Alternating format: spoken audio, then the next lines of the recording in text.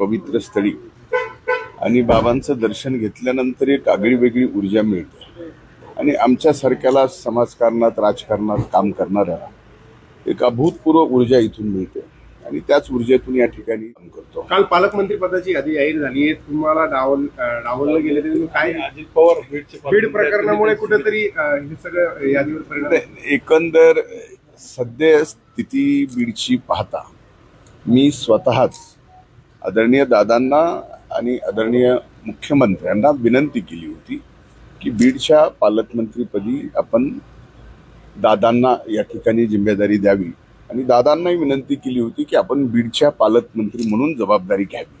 म्हणजे एकूणच पुणे जिल्ह्याचा तसा विकास झालाय तसा बीडचाही या ठिकाणी दादांकडे जबाबदारी असल्यामुळे उपमुख्यमंत्री असल्यामुळे अधिकचा होईल ही एक भावना आणि सध्याची जी परिस्थिती आहे त्या परिस्थितीमध्ये आपण ही जबाबदारी घेतली नाही पाहिजे, ती दादांकडे दिली पाहिजे। स्थानिक नेते जे आहेत महायुती किंवा महाविकास आघाडीचे बदल झाला पाहिजे असं प्रफुल्ल पटेल देखील म्हणाले, छगन भुजबळ देखील म्हणाले, अंतर्गत निवडणुका देखील घेण्याचं म्हणताय। नाही, आता त्या बाबतीमध्ये माझी काही आणखी चर्चा झाली नाही। मी आजच आलोय सांगते समारोपाच्या या कार्यक्रमाला, त्या बाबतीत सर्वांशी चर्चा करूनच मला बोलता येईल। स्थानिक नेते जे आहेत बीड जिल्ह्यातील महायुती असतील किंवा महाविकास आघाडी यांनी कुठेतरी मागणी लावून धरली होती की मुंडेंना पालकमंत्री पद नको। एक घ्या, त्यांची मागणी काय असावी त्याच्यापेक्षा माझी स्वतःची भावना ही पक्षाच्या प्रती आपण काय व्यक्त केली पाहिजे आणि सध्या परिस्थितीत आपण स्वतः काय निर्णय घेतला पाहिजे हे या ठिकाणी मी स्वतः म्हणून विनंती केली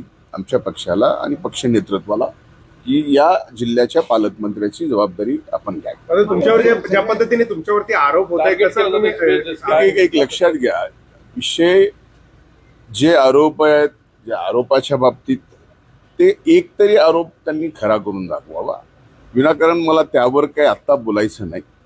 ज्यावेळेस बोलायचंय त्यावेळेस मी बोलायला कमी पडणार नाही हे आपल्याला माहिती आहे आणि आत्ताची परिस्थिती पाहता बीड जिल्ह्यामध्ये सर्व सामाजिक सलोखा निर्माण व्यवस्थित होणं हे माझ्यासारख्या बीड जिल्ह्याच्या नागरिकाला, मातीतल्या त्या माणसाला आवश्यक वाटणारी गोष्ट आहे आणि माझी एवढीच विनंती आहे सर्वांनाच की ठीक आहे, मला बदनाम करायचंय करा, आणखीन कुणाला बदनाम करायचं पवित्र स्थळी